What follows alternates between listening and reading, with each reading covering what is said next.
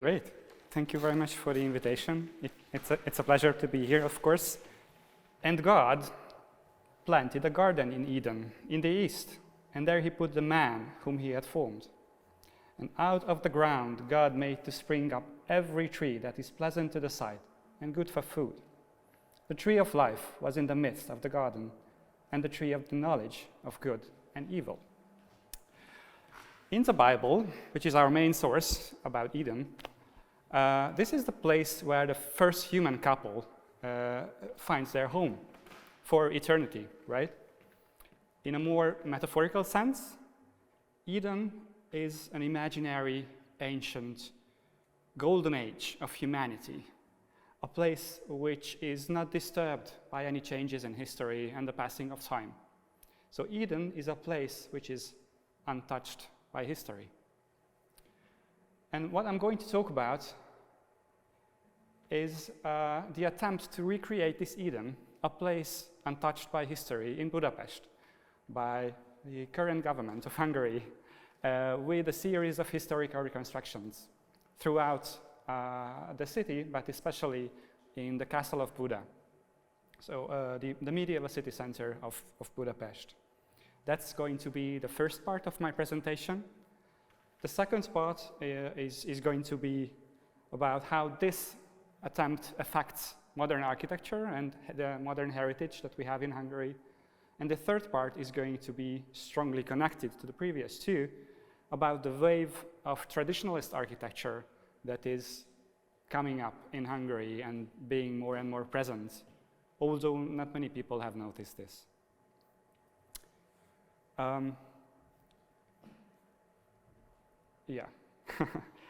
In 2012, after the 2010 elections in Hungary, the Parliament of the Republic of Hungary accepted a new constitution. This new constitution also annulled the previous constitution, which was written in 1949, so during the communist regime. So there was a good reason to write a new constitution, but it has some issues. One of the things that this new constitution, which is currently the Constitution of Hungary, states is the following: we date the restoration of our country's self-determination, lost on the 19th day of March of 1944, from the 2nd day of May 1990, when the first freely elected organ of popular representation was formed.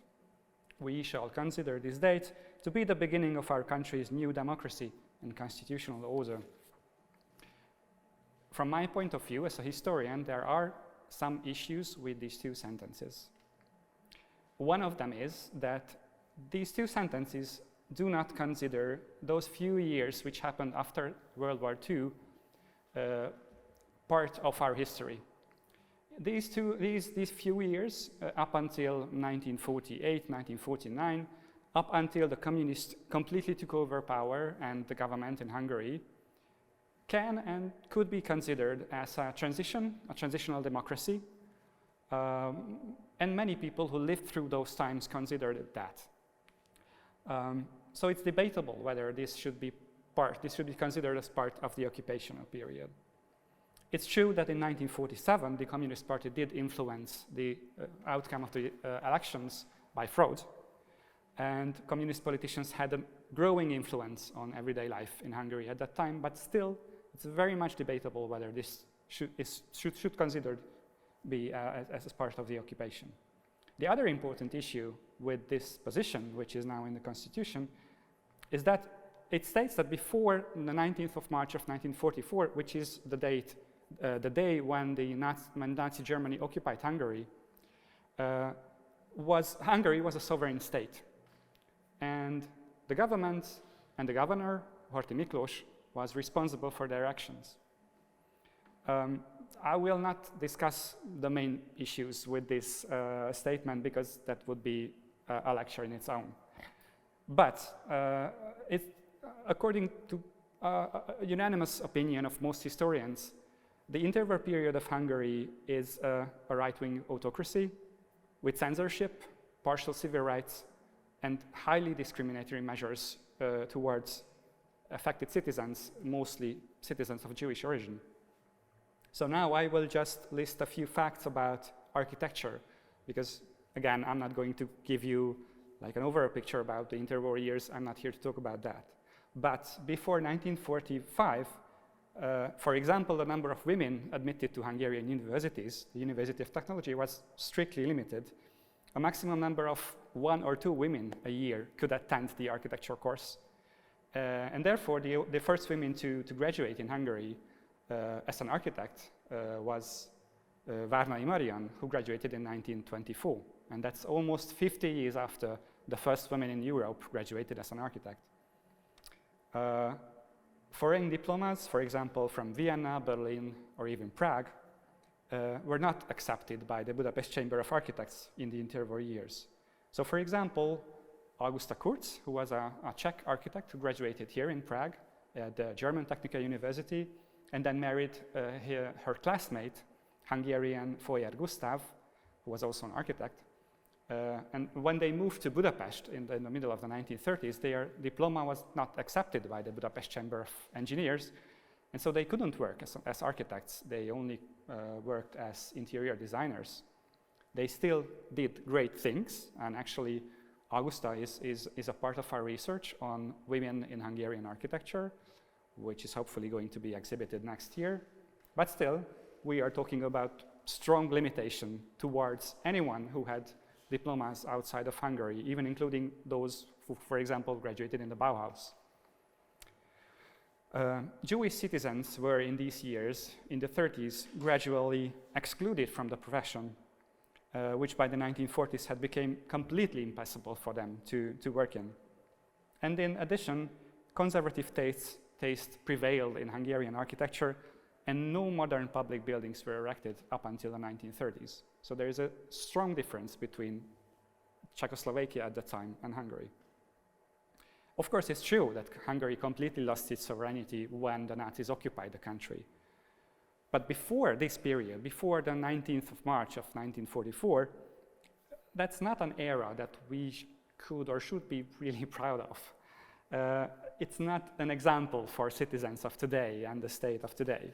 On the contrary, in many respects, it's a very shameful period, unfortunately. And yet it has recently become a point of reference, an era that is the Hungarian state is striving to recreate and rebuild.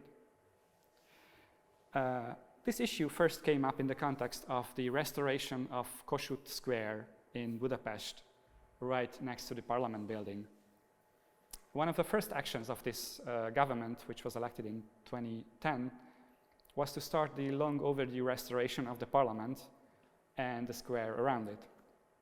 A major program for the project was worked out, and a design competition was launched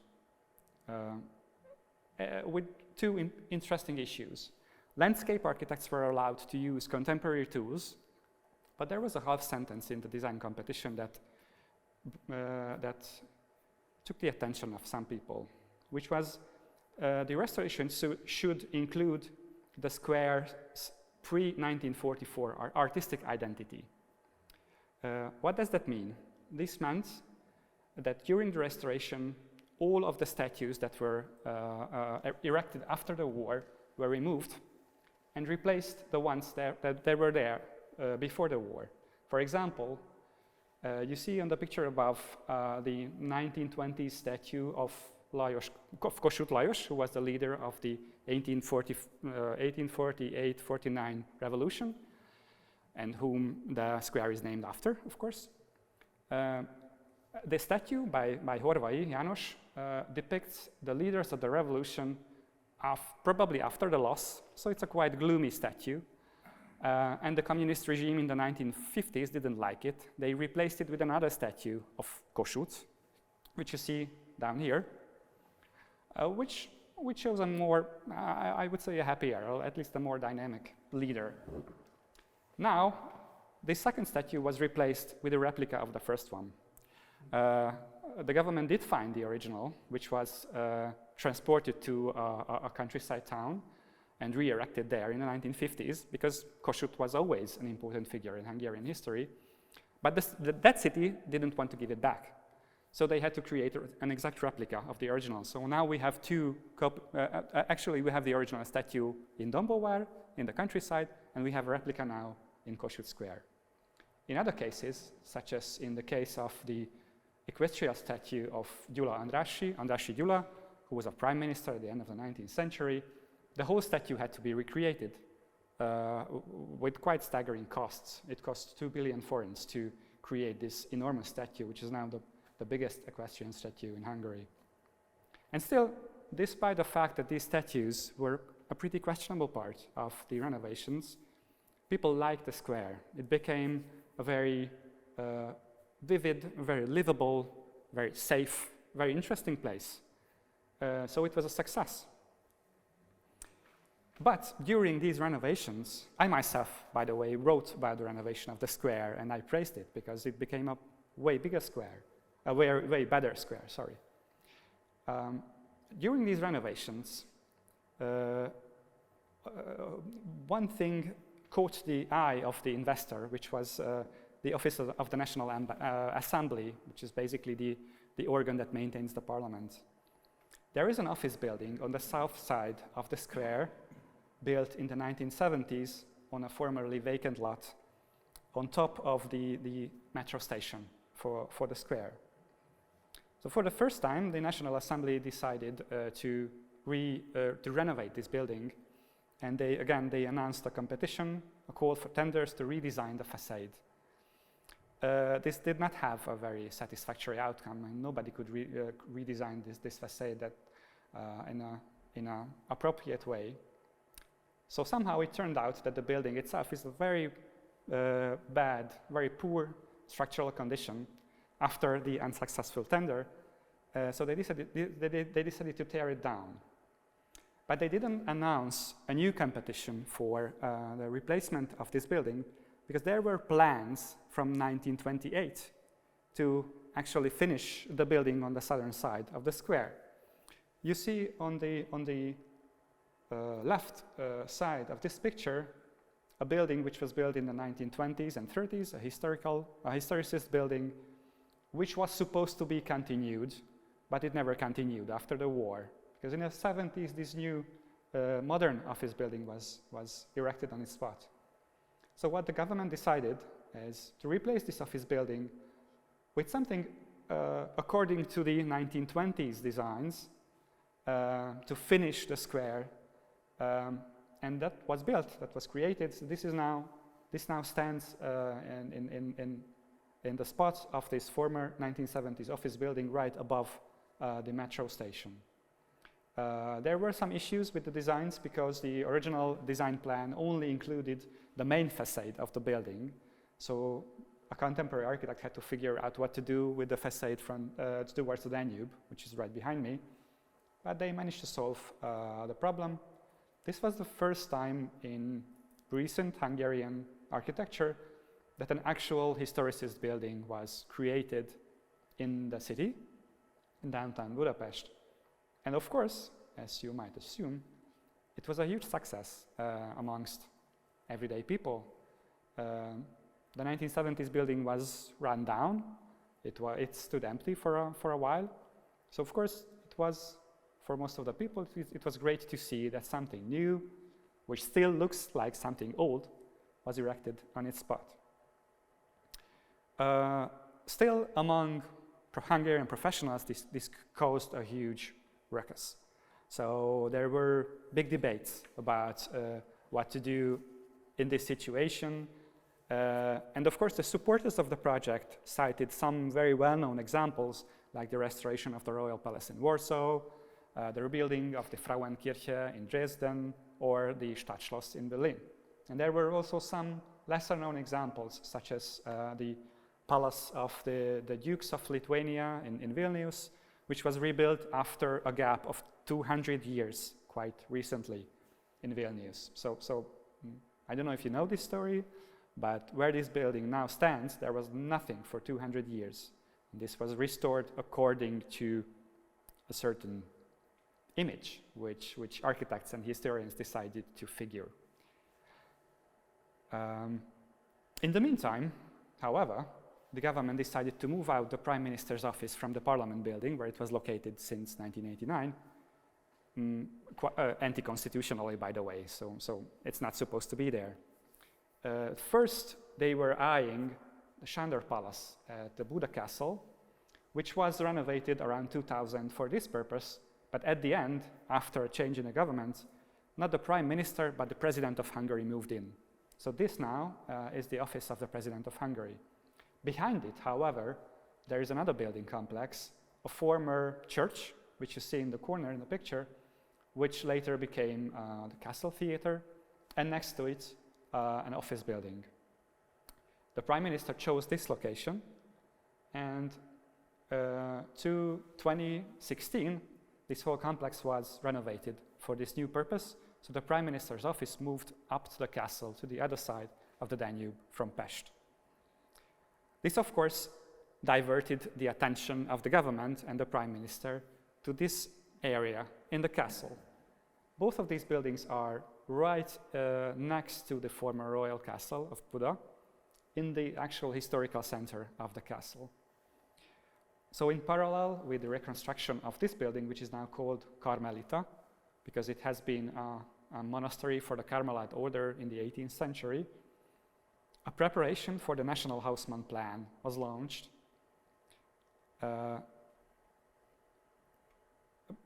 Because the royal castle, as it was known before the war, was in major part designed by two architects, Ybl Miklós and Haussmann Alajos. The latter, Haussmann, did the bigger part in the renovation. So the pre-war state of the castle, it's basically him. It's a fact that the emperor, Franz Joseph, and his wife, Sissi, did not spend much time in the palace, which was completed by the early 1900s. But still, its interiors, and especially this 300-meter-long enfilade, which was on the Danube façade of the castle, was an absolute high point of Hungarian architecture and interior design of the time. But the castle was largely destroyed during the war in the bombardments of the Soviets. It burned for 3 years because the Germans occupied it and kept it as a fortress. And then the Soviets took everything which was left. So, I mean, all the furniture and the artworks were, they disappeared from the ruins of the castle. This was for a long time a huge question for the new communist regime, what to do with the previous royal castle. The communist dictator of Hungary, Rákosi Mátyás, whom you have seen in a picture, contemplated in moving in, but at the end they decided to make it a cultural hub. They renovated the spaces from the 1960s till the mid-1980s, and 4 important cultural institutions moved in: the National Gallery to the Danube front, the Budapest Historical Museum to the southern side, the National Library to the back, and the Museum of Labor Movement, which was obviously a very fashionable museum at that time. The interiors of the castle, the pre-war interiors of the castle, were destroyed completely, either during the war or afterwards. Even some of the spaces that remained almost intact, like the Royal Chapel, were demolished during these works. This is the main staircase of the National Gallery, which is right on the spot where formerly the Royal Chapel was. So the government started to think about what to do with this complex, which became quite run down by the 2010s, and they decided to start in an experimental way. They chose 3 projects to start the National Haussmann Plan with: 2 buildings and an interior. These 2 buildings, the guardhouse, which you see on the right side of the image, and the Royal Riding Hall, were in fact demolished only in the 1960s, and they could have been saved before, but they were demolished without any reason, and there was nothing built on their plots. So this was an empty space next to the castle. And the government reached out to the best architects in Hungary in monuments protection, gave them the task to redesign these 2 buildings, and then re-erected them next to the castle.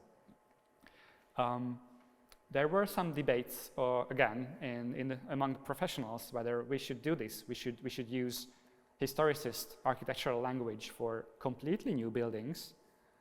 But then again, there were also many architects who said that these buildings were here before, so this is nothing more than a rebuilding of a formerly existing edifice, which we have seen in many spaces, in many places in Europe, so this is natural. This is something normal. The only thing that again caused a bigger dispute is that both of the buildings construction process was started without any decision on the future function. So in fact, the riding hall was supposed to be a riding hall again up until the later stages of the construction, when they decided that it's not supposed to be a riding hall because nobody wants to ride in the castle. So it's now an event center. Event center, that's a function which is everywhere. Visitor center and event center, every building can be one of these.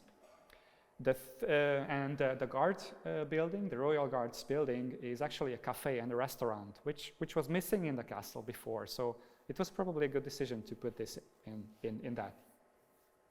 The third piece of this first phase of the renovation process was a hall inside the castle, the so-called St. Stephen's Hall, which is a smaller interior in the castle. This again was completely destroyed during the war.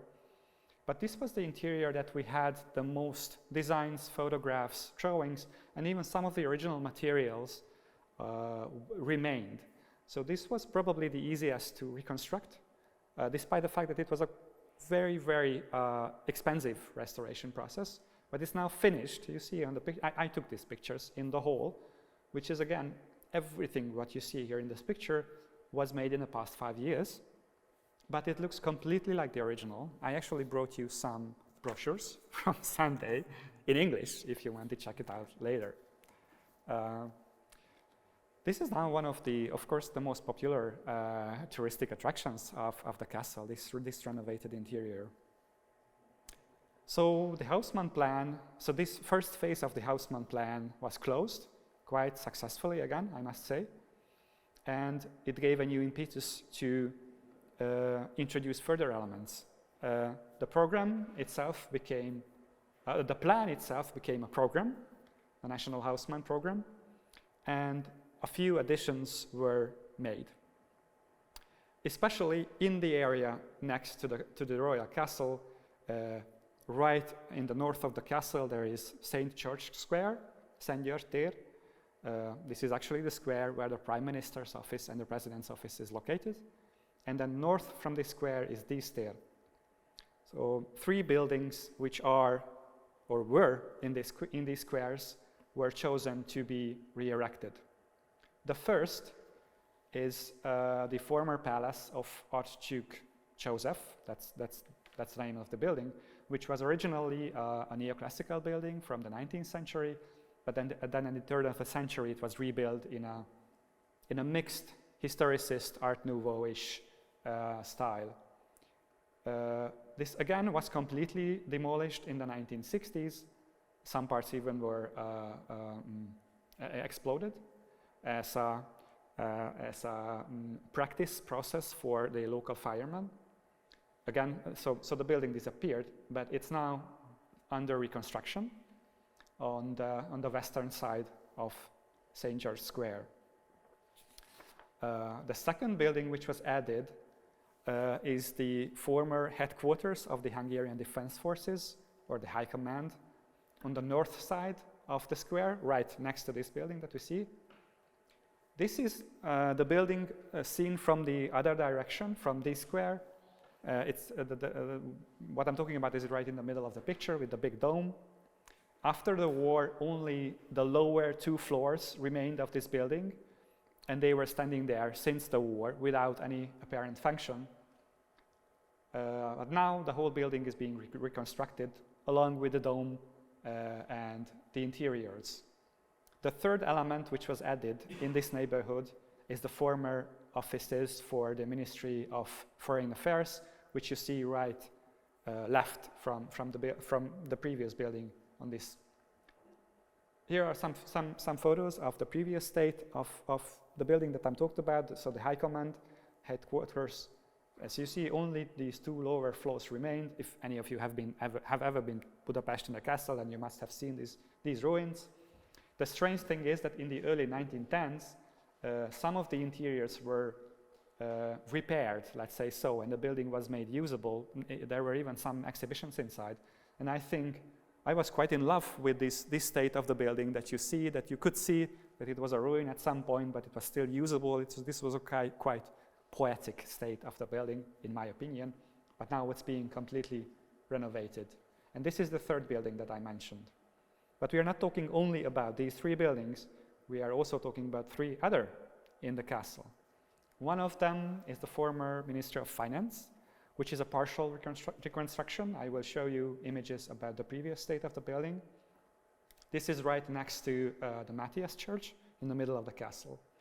Next to this, on the neighboring plot, is another reconstruction ongoing, the rebuilding of the facade of three pre-war buildings which disappeared in the war.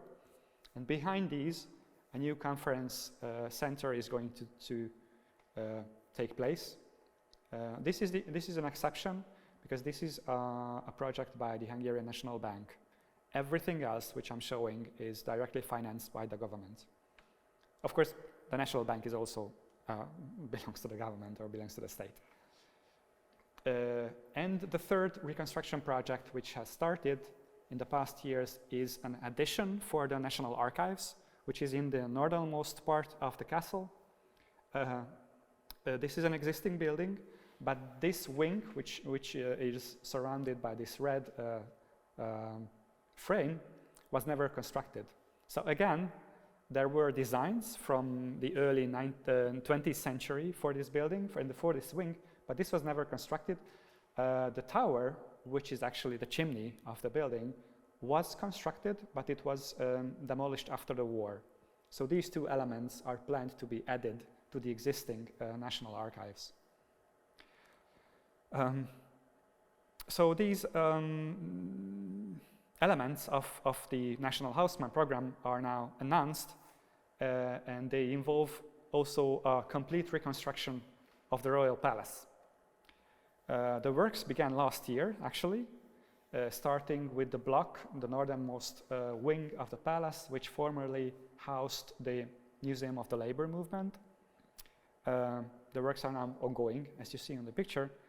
And the government announced, after some years of thinking, that they have a concrete goal, and the concrete goal is to restore the palace to its pre-war state. I mean, all of it. So both the interiors and the facades. To this end, a part of this block, which you see on the picture, is going to be demolished, because actually this part here is a post-war addition. So this wing used to be smaller, and it was supposed to be the main entrance of the castle. So this is now what we are reconstructing. We are demolishing a huge part of this wing and reconstructing the pre-war state. Of course, a visitor center is going to take place in this new wing of the castle. The reconstruction of the royal castle is headed by Gutowski Robert, who is a young contemporary architect. He has won numerous awards. He is highly appreciated by the architectural community. And he just presented the methodology of the restoration a couple of weeks ago in a journal. It's quite notable that he didn't choose to publish this methodology in the official magazine of the Hungarian Association of Architects, but instead he decided to publish it in Országépítő. Országépítő is a magazine which chronicles the Hungarian organic movement, the followers of Makovec Imre, who is probably the best known architect of Hungary in the 20th century. The organic movement, which he founded and spearheaded up until his death 12 years ago, it has now a major influence on contemporary Hungarian architecture. They published an interview with Gutowski in which he said that the first idea to make an inventory of the post-occupation situation boil down in a few days to a series of snapshots taken at different times. The values of the past, the elements of the Haussmann inventory, and the inventory of the present are comparable in time and space. Information on every detail of the building, past and present, is collected in an attempt to be complete. He calls this a hybrid inventory, which will lead to the documentation of everything which is currently in the castle. And he is going to use different tools for that. This is a render of what's going to happen with the castle. So the tools that the architects are using are the following: contemporary additions, reconstruction, recreation of individual works of art with contemporary works, because obviously a lot of works of art were destroyed, like frescoes, statues, so someone has to recreate them. A replacement based on internal external analogies, substitution, and hypothesis-based additions. This toolkit in itself is quite promising, in my opinion. So when I first read about this, I was pretty happy about what's happening. But then, despite the fact that this was published and these tools show a wide perspective, what we can expect from this project is again a complete historical reconstruction of the castle. And unfortunately, this will include the destruction of incredible values. But still, before I'm going to talk about that, I just wanted to sum up what you have seen and what is happening in Budapest, because to my knowledge, such a scale that these things are happening in Budapest is quite exceptional, especially if we take into account that all of these is financed by the government, so there is no private investment in this. And again, despite the fact that contemporaries in Hungary mostly criticize these projects because of the architectural style that were chosen, that is, that we are using historicist language, I think that's not the main problem, actually. So this is a castle. Sorry for I just drew that line on the image. Thanks, Google. And I hope you see it. So that's Sándor Palace, the president's office.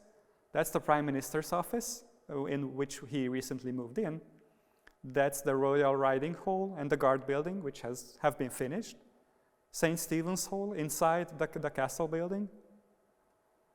Archduke Joseph's Palace on the west side of St. George's Square. The Hungarian Defense Forces headquarters. These are currently being rebuilt, along with the Ministry of Foreign Affairs, the Ministry of Finance, the Conference Center for the National Bank. These are also currently under construction. In addition to the National Gallery, this is the only construction that has stopped recently. And last but not least, the reconstruction of the northern wing of the palace. So if you take into consideration that the castle itself is not that big, you see that this whole project is actually transforming the current state of Buda towards something which has either been there or not. So this is a matter of debate, of course. But let's ignore now, for the sake of argument, the scale of these projects and just look at the critical factors of these investments. Because there are some issues with the reconstructions that we have to face. And the first is the lack of purpose and functional planning. For example, the palace of Archduke Joseph, in the case of this palace, the construction itself started before a decision was made about the future function of the building. A couple of months ago, the government announced that the Constitutional Court is going to move into the building, but the Constitutional Court itself didn't know about this decision. And they have a proper office building, which is now in use. So actual changes had to be made on the building under construction to fit this future purpose. Again, this decision has grounds, because this way St. George's Square will house the Constitutional Court, the Prime Minister's office, and the President's office. But still, construction was started without any future function in mind. There are some issues with the wrong choice of functions. As a result of the reconstruction decisions, the castle will be restored to its pre-war function as a government center, as an administrational center. After the war, it became a tourist center, basically a place for museums and people to gather. As things stand at the present, the Ministry of Finance, the Ministry of Interior, and the Ministry of Defense will move up to the castle alongside with the Prime Minister's office, which is already there. The Ministry of Defense will occupy the current building of the Museum of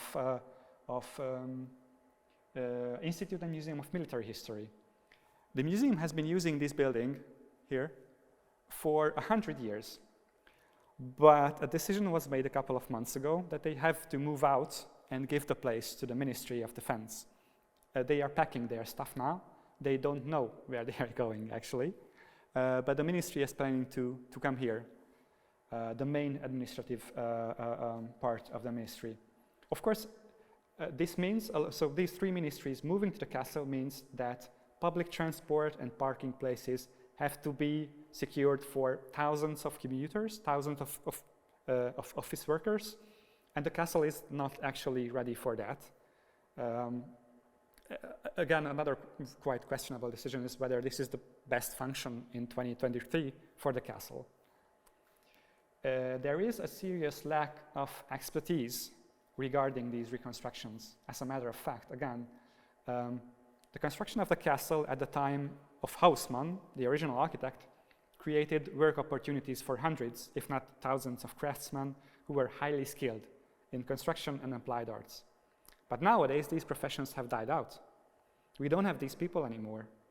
So the government has therefore decided to set up a special school to train these craftsmen who are supposed to be work on the palace in the future.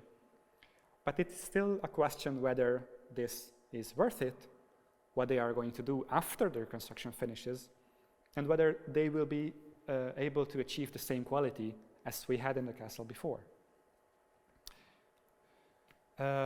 Let's mention the staggering costs of we actually don't know anything about. So no cost regarding the reconstruction of the palace were named in the official communication. And the investments are not transparent for the public. This might seem a small topic, but I think it's very important. There is an issue with the use of communication cliches and panels in the official communication of the government regarding these reconstructions. They often use misleading or unhistorical phrases, which make it seem as if the castle and the royal palace were demolished and uglified after the war out of pure malice. But this is not true. So one of the communication panels, actually this one that you see here, it states that the objective is to return the castle to Hungarians and to conjure up a place in the center of the capital where everyone can once again feel at home. But the royal palace has been a public place before, since the move-in of these public institutions. So it belongs to all of us, to all of the Hungarians. While now, we don't actually know what's going to happen with these public institutions, and we don't know what the functions of the palace are going to be. Again, there is another question, whether I should feel home at a royal palace. I don't actually know. I feel more at home at a public institution than in a royal palace. I'm most certainly not a king. This seems to be a minor problem, the language of communication, but actually in the current socio-political context of Hungary, this kind of misleading language strengthens the misunderstandings and does not help the understanding of the actual values of existing architecture, of existing post-war architecture. Because this is, I think, the biggest problem that we have here, the destruction of actual architectural values. And we go to the second part of my presentation here. In the case of the royal palace, the interior of the former Museum of Labor movement was already destroyed in the past weeks. This is the interior that you see, the main hall of the former museum that you see here, and these are remnants of the tiles covering the floor.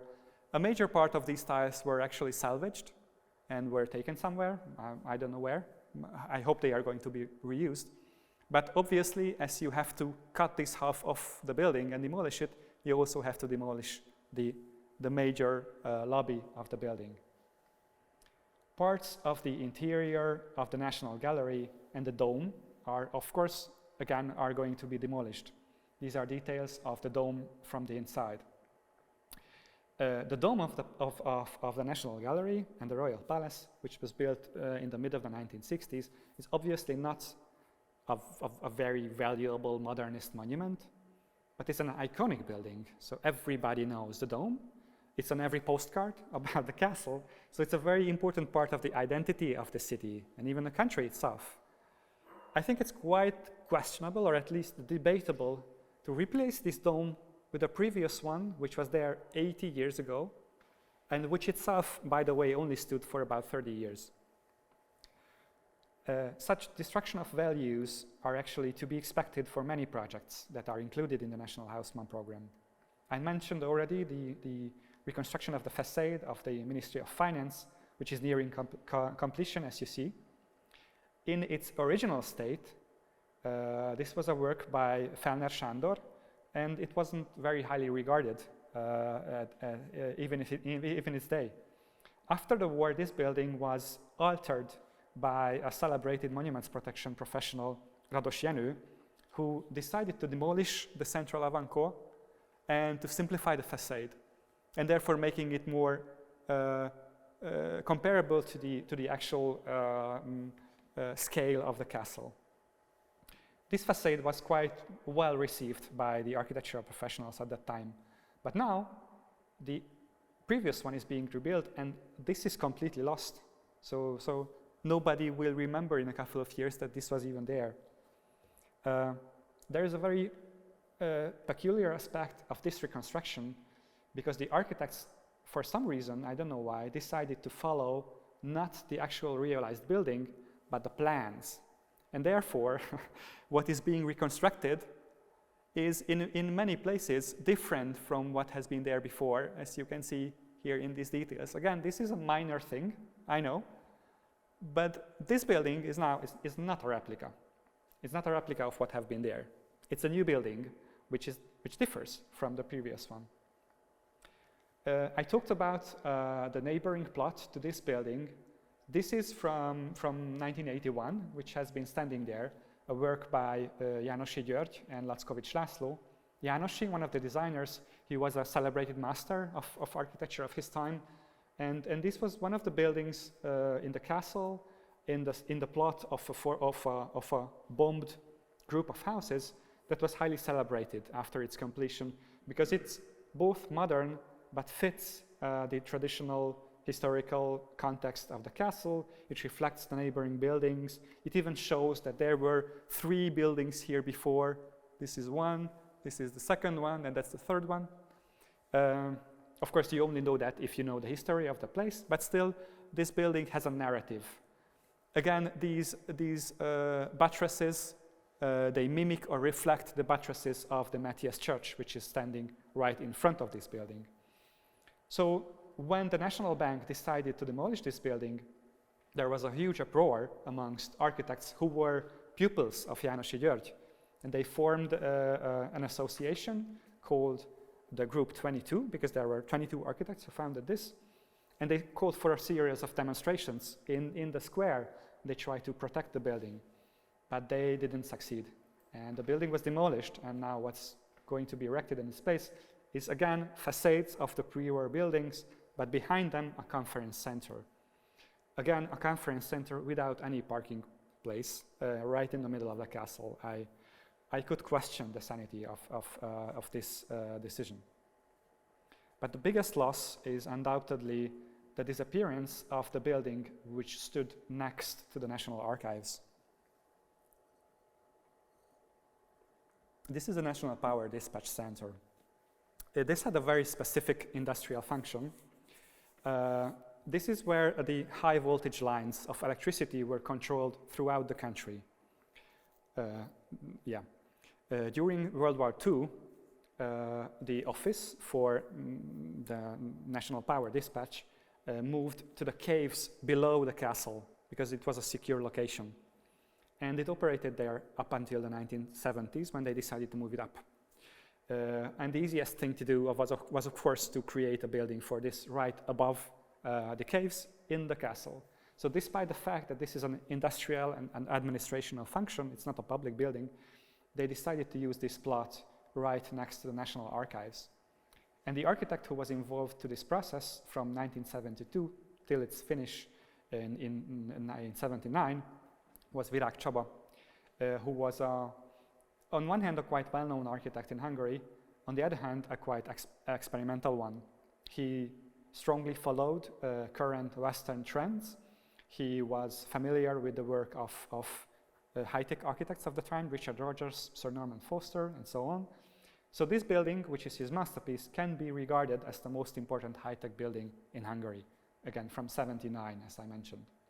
Virág was familiar with the castle because he created some buildings before here. For example, this one with a very interesting curtain facade. But here, with the National Power Dispatch Center, he did something, in my opinion, quite spectacular, because he both were able to fit into the scale of the neighboring buildings, obviously not the National Archives, because that's a huge neo-Romanesque building, but the neighboring small apartment buildings, but still completely differ for it.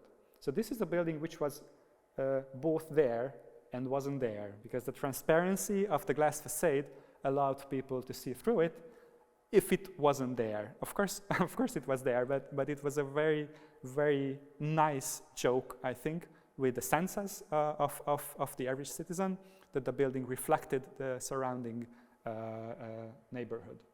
Unfortunately, in 1995, there was a restoration attempt, and they applied this mirror finish foil on the facade, but not to the interior, but to the exterior of the facade.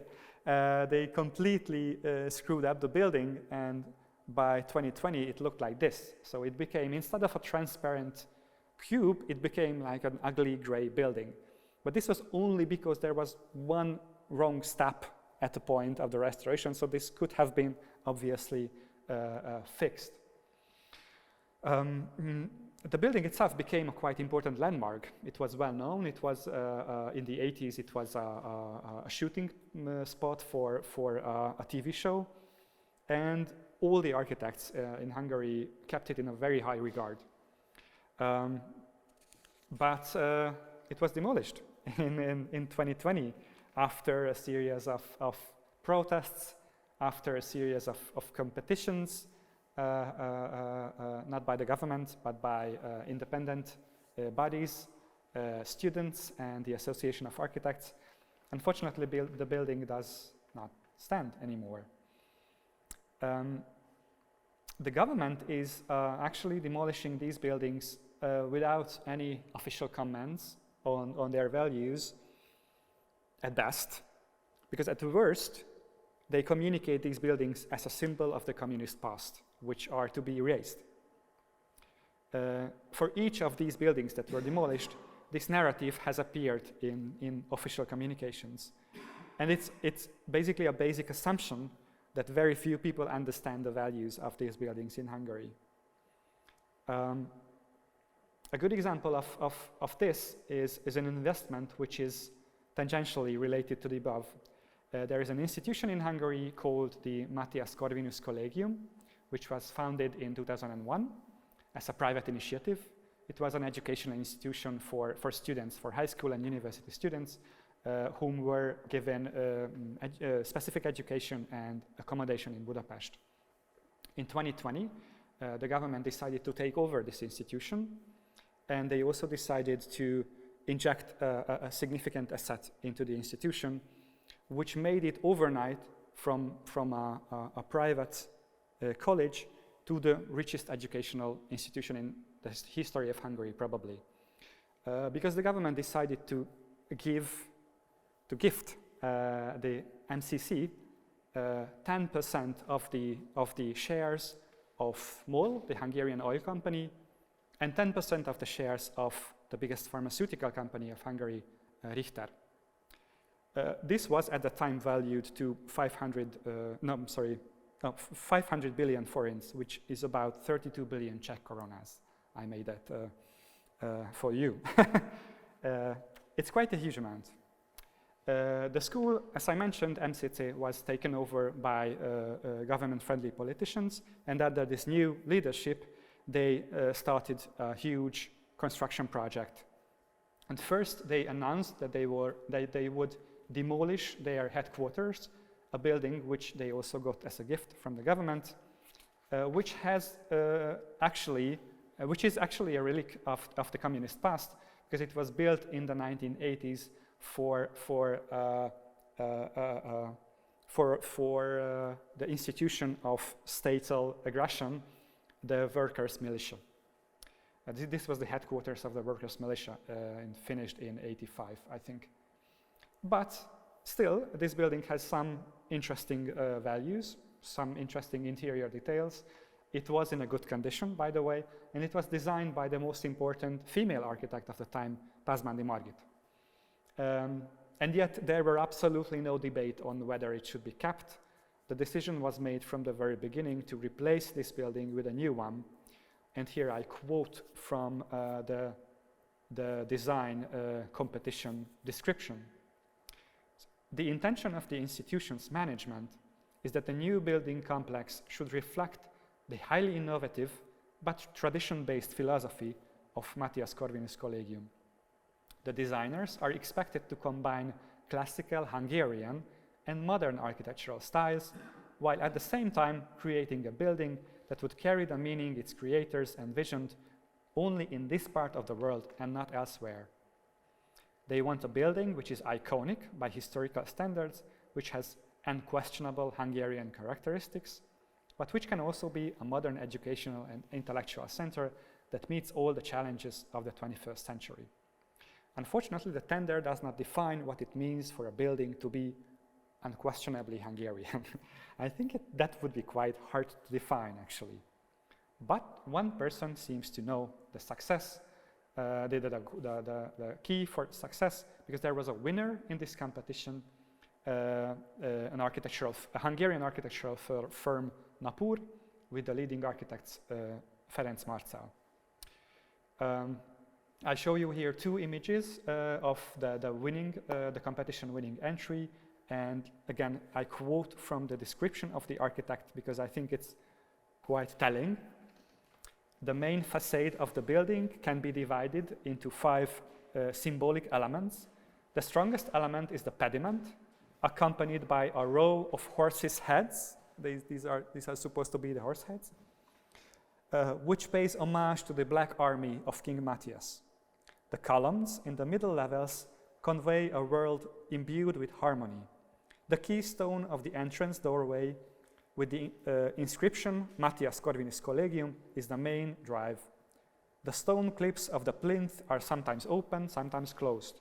The cornerstone set back from the facade preserves the original size of the raven coat of arms of the Hunyadi family. The steep, split apart image of the roof is reminiscent of the Carpathian Basin itself, and the 2 green roof gardens are a unique opportunity to recall the memory of historic passes and to provide students with a place to relax while learning. There is also beautiful text about the garden, but I won't read that right now. Just the last sentence. It is these 3 parts of the garden that form and bring to life the perfect unity within us. Despite the fact that the design competition was closed 2 years ago, demolition has not yet begun on the site.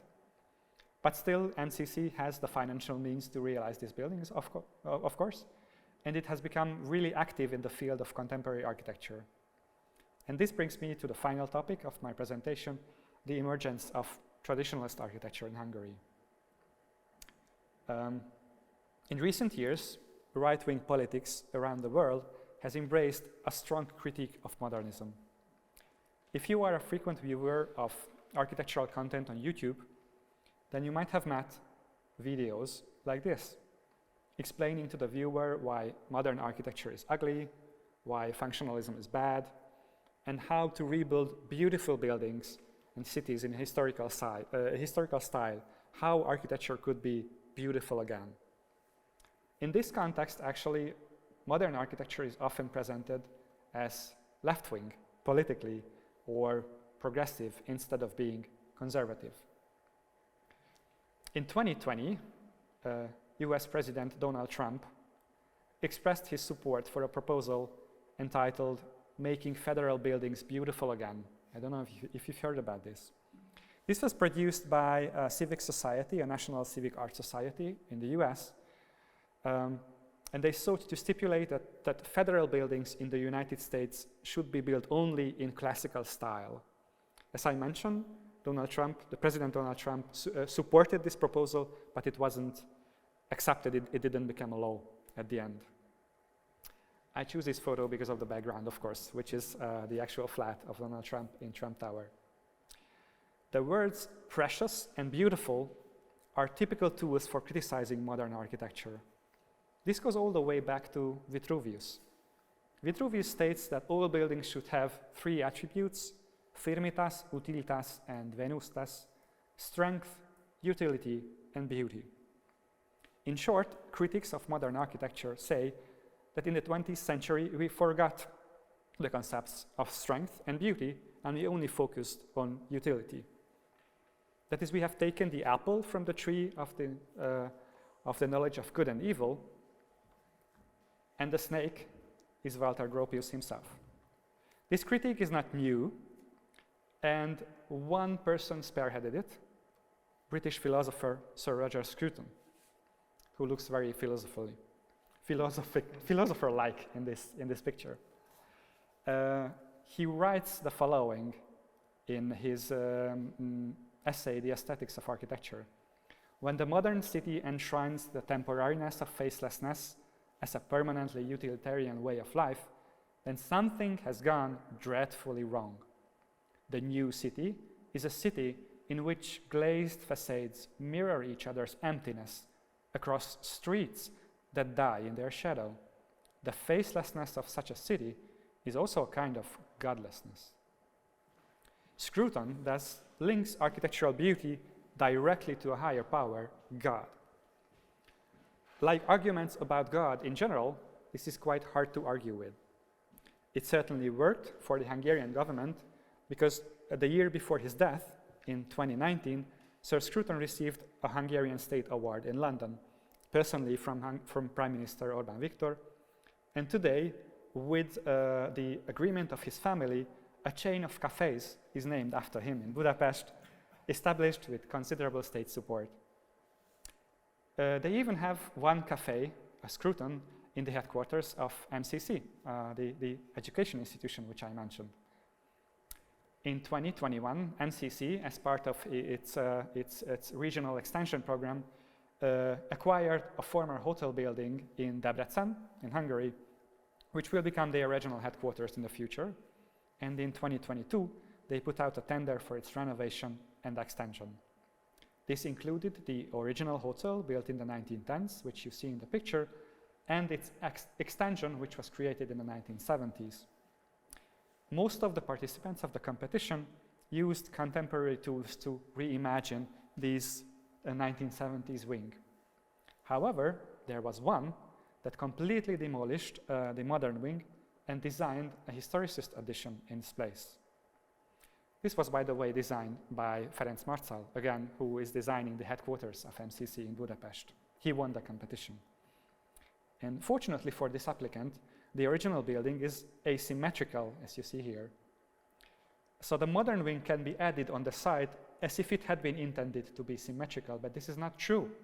The original plans didn't intend this building to be symmetrical. It has always been asymmetrical. So this is the first time, again, in Hungarian history, recent Hungarian history, that the historicist building, in addition, is being designed without any precedent, without any former plans for this place. Together with announcing the results of this competition, in 2022, MCC set up an architectural center. It's called the Architecture and Memory Workshop. And judging from its presentations and programs so far, its primary aim is to promote traditionalist architecture and historical reconstructions. As you see here, like phases of reconstruction. What do stones talk about? Locality in architecture and the reconstruction of the Buda Royal Castle. This is an actual screenshot from the website of the workshop. You might recall the Make Federal Buildings Beautiful Again, a Great Again proposal, which I mentioned a couple of minutes ago, while the MCC invited Justin Shubov, who was the brain behind this proposal and the president of the National Civic Society, to Budapest to give a lecture and some interviews. I wanted to quote him from the interviews that I have read, but honestly, his interviews are not worth reading, so I decided not to quote him. And now, we don't even have to watch the How to Make Architecture Beautiful Again videos in English, because there are new ones in Hungarian. A pro-government Christian think tank has produced a Hungarian version, which is titled, I don't know what's happening, which is titled, Where Have All the Beautiful Buildings Gone?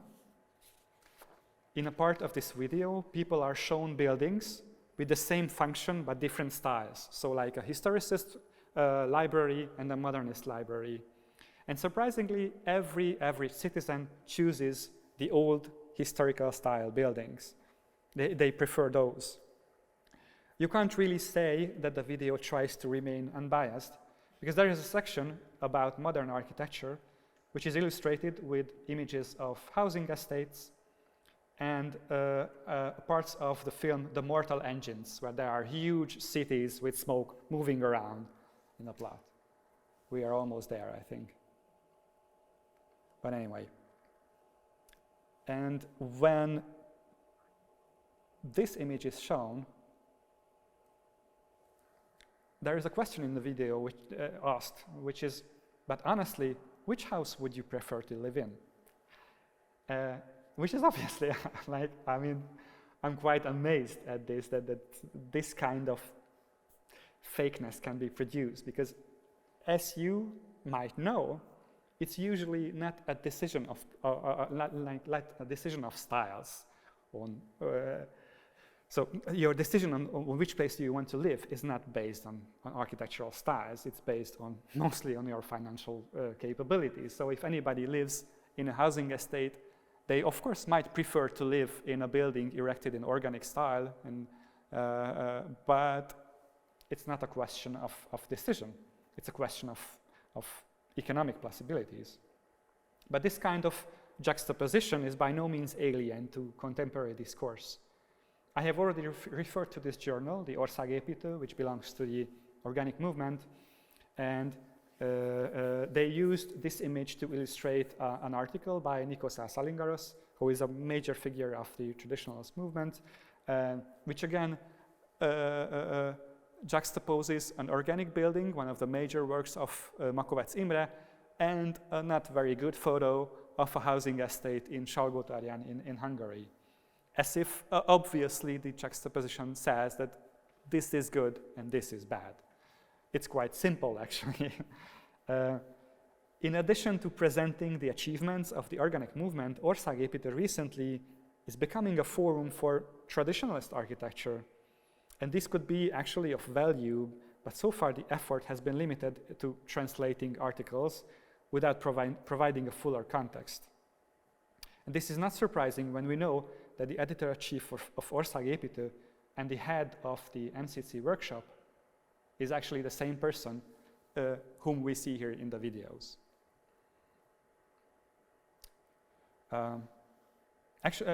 He even states the website of MCC in his CV, I want to offer students the opportunity to acquire a vision, to be able to recognize valuable architecture, to be able to articulate architectural beauty. Again, values and beauty, the two things that are missing from modernist architecture. There are two fundamental problems with this.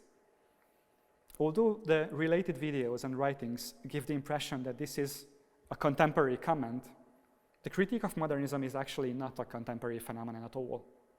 In fact, the history of modernism can be described as a history of critical comments towards architecture.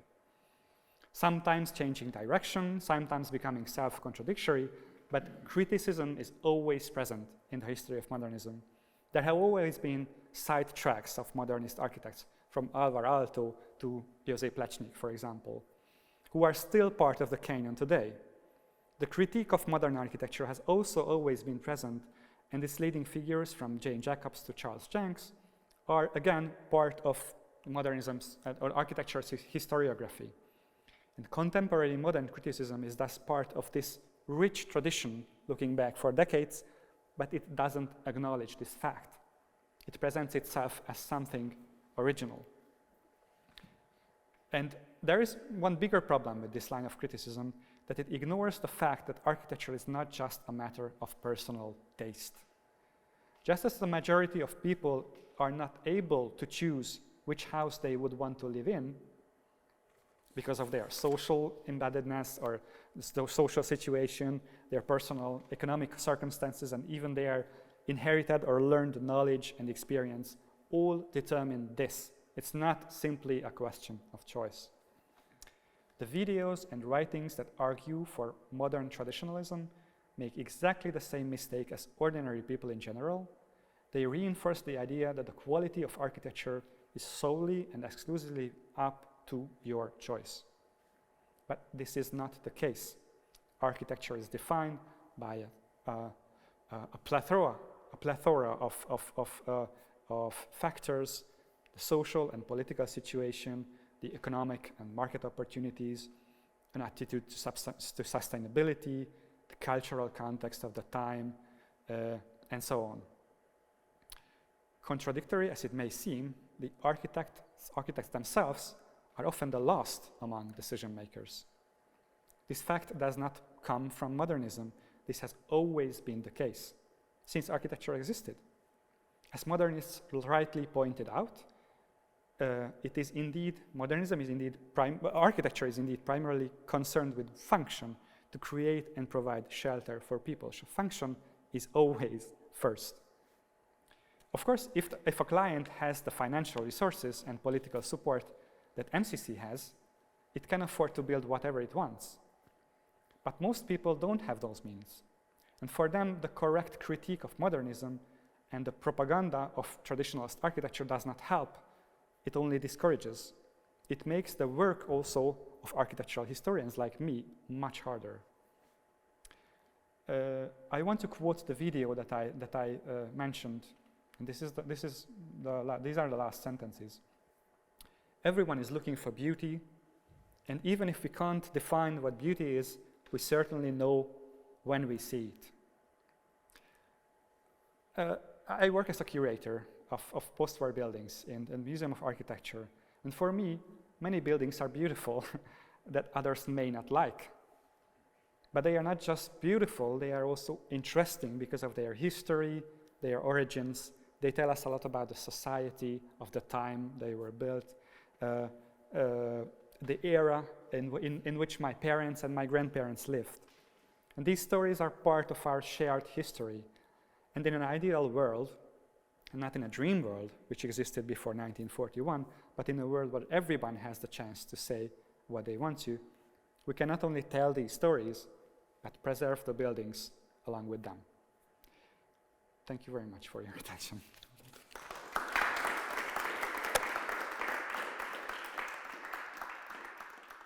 Yeah, of course, I'm totally open to any questions. It might be a little off topic, or maybe it is on topic, but maybe it may require. You might decide not to answer. But I wonder about the political motivations for all these actions that you've outlined, and how, from a naive point of view, it looks like they just try to make the city better, for their voters, and nicer, so people like these old buildings. Okay, let's build old buildings, but I feel like there's something much more evil behind the scenes. But to which extent do you think this? And I can't really come up with the correct word for this, but this illicit like agenda is actually intentional, or how much of it is intentional, like how much of social engineering is being intentionally played here. I think that's a very, very good question. I'm not a political scientist, obviously. I'm not a social scientist either. So what I'm missing as an architecture historian is the debate. I personally am not actually against rebuilding some of these buildings in their original place, because again, we have seen this happening in many places, and so on. So I could actually argue against both sides if I wanted to. I don't want to. I'm a historian. I shouldn't argue. I think I'm not a critic. But again, what I'm missing is the debate. So decisions are made about reconstructing buildings without any involvement of the public, and that is, in my opinion, quite problematic. Originally, when the National Haussmann Plan was started, there was a committee formed from architects, historians, museum professionals, and so on. But after a couple of months, most of the members of the committee resigned because they experienced that they have absolutely no word in the progress. So they are just there as a facade. And that actually showed that this is what's going to happen. So decisions are made, political decisions are made upstairs, and the only thing you can do is to watch how it proceeds. Again, I'm not a social scientist, so I don't want to comment on where this is heading or what's the intention behind it. I have my own personal opinion, of course, which I'm happy to tell you with a beer, but not necessarily here in this situation. I expected decline. So thank you. Maybe I have kind of a follow-up question that. So all these reconstructions or renovations or copies of the historical architecture seems, or you said that most of them or almost all of them were built by the state. Yeah. And so you could somehow say this is like a state project which should somehow say something about the state. This is how the state will not be represented, or like the state somehow focus on this kind of architecture for different reasons. And now you may say that what I'm asking, or like the other thing doesn't matter, but you were, for example, what came to my mind was that you were a curator of one of the Venice Biennale pavilion with the post-war architecture. Yeah. Now there is exhibited another architecture projects which are completely contemporary, I would say. This a museum of something which are also state projects. No. The Museum of Ethnography, Yeah. which was designed, you know who? Ferenc Marca, who also designed the MCC headquarters. Ah, okay. Yep. But that one is also a state project, no? Yeah, of course. So I'm wondering, what's actually the plan of the state or the government? Because, okay, I don't research all Hungarian pavilions, but there is one way how they are represented internationally, or like what they actually communicate on the international platform, and then, but these buildings are also something they should want to communicate, or that's something they don't communicate, or there are like other cultural institutions which support, for example, the pavilions in Venice, and then they have another opinion on what architecture should be represented, or how does it happen? Well, I think this question that you asked partially answers the previous question, actually. So this is something that the thing that I talked about for you here is actually not supposed to reach you. It's for Hungarian voters. So it's us who are supposed to be proud of what's happening in the castle. And what the government shows to the international audience is the high quality contemporary projects such as the Museum of Ethnography, or the House of Music in Budapest, which was designed by Sue Fujimoto. We have those as well. Of course, you just have to find the actual audience. So there is actually certain plan or strategy how the government wants to be represented, or like how I suppose so. Yes, of course. To be represented. Interesting. Well, it's political communication. I think everything is thought over quite masterfully, I must say. Because, like, so when I saw your presentation today, one of my first reactions was, "I'm so sorry for you." Don't be. and that, like, this kind of architecture basically completely misses the point of whatever other architecture is nowadays discussed, or like would be trendy or exhibited. Like, where is some sustainability or like economic efficiency, of course, whatever. So, like, I thought, okay, this is not like how. This is not the point. Yeah, what we should talk about. You are completely right. How can this happen?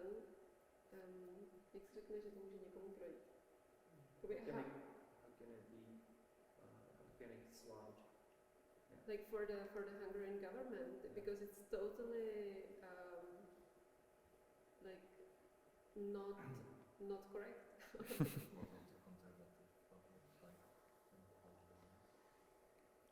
Okay. Again, I think, yeah, I think this is all connected to the question that was asked previously. So, of course, this is mostly not about architecture. Probably, maybe not about architecture at all. Mm-hmm. These are political decisions about political actions taken. These actions use the tool of architecture. Architecture was many times, by the way, in history, used to create illusion. That's one of the roles of architecture, actually. It's a quite exciting one. And now it's again used to create an illusion based on political decisions. But yeah, this whole topic is actually not about architecture. You're right. Because if we talk about architecture, we should talk about other stuff. Yeah, we should talk about sustainability, we should talk about long-term thinking, we should talk about the reuse of these buildings and not the demolition of them. But yeah, this shows that these are not architectural decisions that are made. I have another question, yeah, sure. If I can. Not from the architectural viewpoint, from your viewpoint of, like, you're an architectural historian, right? Yeah. So if I ask the historian and you, not the architect, yeah, would you, how do you feel about this basically how do you feel about it rewriting the history? Because it's trying to, maybe not factually, but maybe more on a sentimental level, it's trying to invoke some kind of a false history, right? And how do you feel about, I think, like, could you elaborate on that? And to what degree do you expect it to be successful? To a very high degree. It's extremely, how do you say that? Extremely effectful. So impactful, yes, of course. So now, the strange thing is that I follow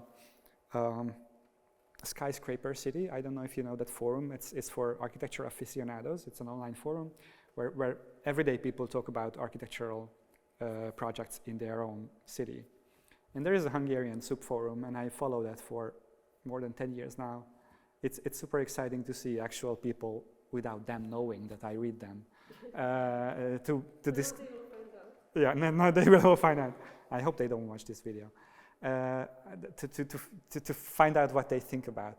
And the funny thing is that when the Kossuth Square reconstruction started, that was the first point of this whole presentation, they were completely against it, especially against replacing the statues, because everybody said, why the hell are we replacing these statues? These statues are completely fine. And then they were convinced by the final quality of the project. And again, I have to highlight that the quality of the finished project of the castle reconstruction are extremely high quality. So it's really good materials. These are amazing. It's extremely expensive. So for an everyday person, it's completely convincing that this is a good thing that's happening, and I get a part of my past back. I can be proud again. Yes, as a historian, I think this is abuse. So, and it's no wonder I use the expression that a place untouched by history, because I think this is actually touching history very much. It's abuse, it's aggression against history, against our common history, against the past of my parents and my grandparents. We should be able to talk about these years, these decades, this area without sentiments. We are not able to do that, of course, because we are still affected by this. But erasing it is unacceptable. Not only because we are erasing architectural values, but because we are erasing places, memories connected to those places. We are erasing decades from our shared cultural heritage. And I think this is incredibly bad. Again, I'm also not against demolition. Of course, there are buildings that should go. There are buildings that can be demolished, but not without putting their values, on the scale and debating whether they should be values, and without these communication panels that I mentioned, these about them being representatives of the communist past. This is so simplified, and I must say, after more than a decade, it's quite tiring to listen to this and to argue with this all the time. Thank you. Yeah, thank you. I also wanted to ask if the original architect of the glass power dispatch center is or was alive when it was demolished? No, he passed away in 2015. So when the government first announced that they are planning to demolish it, he was actually still there. But did he see the horrible facade? Yeah, of course, of course, because the renovation was in '95. So when he was able to see how the building is changing to the worst, and he actually started to work on the new renovation plans to reuse the building in his last years. But unfortunately, he passed away in 15. Yeah, the family is still around, and they are not happy with what's happening. This is actually a very important architect's dynasty. Can actually the original architects have any say in what's happening with their buildings? Is there any author law? Are they asked to help with the reconstruction? I mean, most of them, unfortunately, is not around. The families are very much involved. Yeah. Sons, daughters, many times themselves architects as well. But that's more like an activist approach, or Yes. Can they do anything more? Not really, no, of course. Like collecting signatures and so on, so activism. Yes? I'm sorry, I'm not sure if I got it right. Do you believe that the public taste today, Hungarians, is conservative? My experience is that it's conservative. Yeah, I don't think it's a belief. It's my experience. Of course, there is a generation that is extremely interested in these kind of buildings. They use Instagram mostly, and again, we were for example, in the previous Venice Biennale, as it was mentioned, we were able to exhibit a project which dealt with these kind of buildings that I'm showing here in the last slide. So there is an interest. There are people who appreciate these kind of buildings, either their aesthetic qualities or their historical qualities or the simple fact that they are there. But the majority of people is not very much involved in this. And yes, when they are showed like a historical facade and a modernist facade, they simply chose the historical facade because that's something that they have seen more.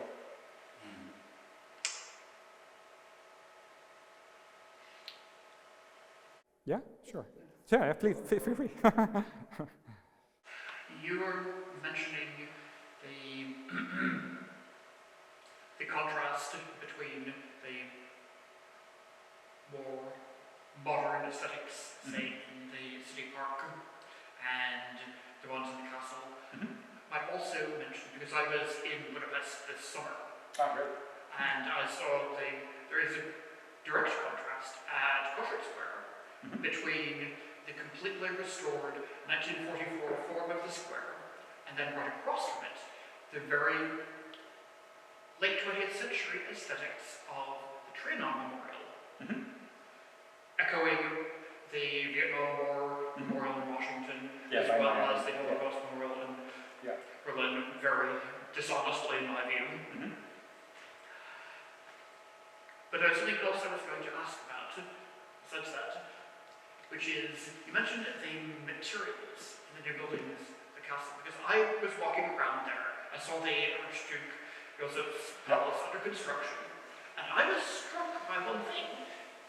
It was all being done in just poured concrete. Yeah, of course. The structure. Yeah. Yes, it's not a recreation of a 19th century traditional masonry building. It is a fairly cheap looking concrete structure. Yeah. Well, it's going to be covered with expensive stone, of course. Yeah. Actually, How are they going to do it? Are they going to have insulation. Yes. how's the ornament going to be done? Do you know? The masonry, you mean? It's mostly made by in factories, I think. So it's not handwork. Actually, almost all of the examples that are mentioned in these debates about historicist reconstructions are done in the same way. So I think the Frauenkirche is an exception because that was rebuilt using 18th century technology. But everything else, like the Stadtschloss in Berlin, the Vilnius Palace, everything in Potsdam, is rebuilt the same way as we do in Buda, that there is like a ferroconcrete structure, and then you put all the ornaments on it. So of course it's fake, yeah. I don't mind because it would be incredibly expensive to use like the original technology nowadays, in my opinion, even more expensive. Yeah. Short one. Last one.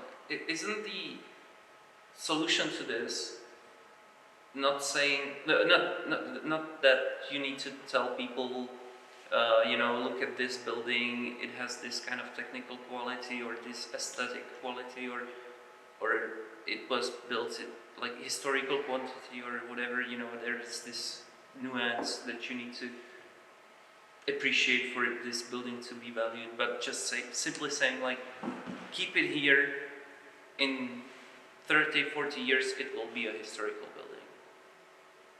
Like, isn't that the solution to this, like a public outreach where you don't overwhelm people with the specificalities, just telling them every historical building was ugly at one point. That's very good. Well, we are also doing that.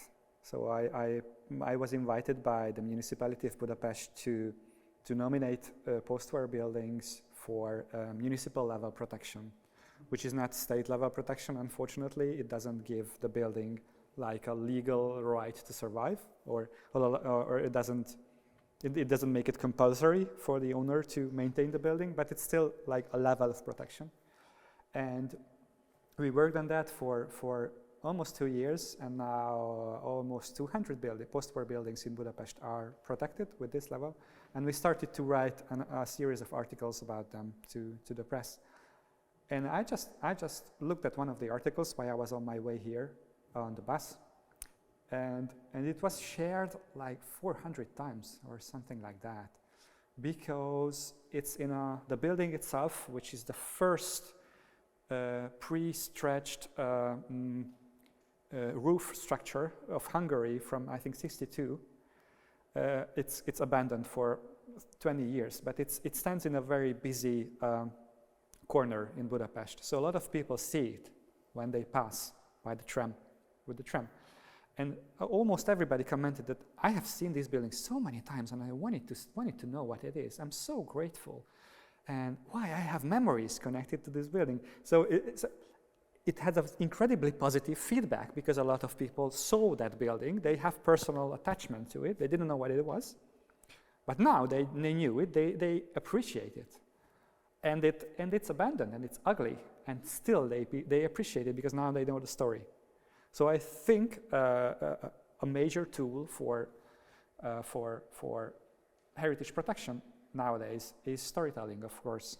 Everybody knows that. But to do it in the right way, it's a huge task. You have to reach the audience, you have to use contemporary channels and contemporary tools for that, like Instagram, for example. People in Switzerland, I've been there in a conference a couple of weeks ago, and there is this NGO, Swiss Heritage Protection NGO, and they are now focusing on buildings of the 70s and 80s. We are not there, yeah, we are so far away from that. And they are telling these stories to people. They are making interviews with the architects, and they have the energy and resources to do that, and they are doing an incredible job. So yeah, there is a way to actually to reach people with this. It's just you need resources to do that. But you can do it, yeah. Thank you very much for the comments and the questions. Okay. So shall we go over here? Thank you. Thank you.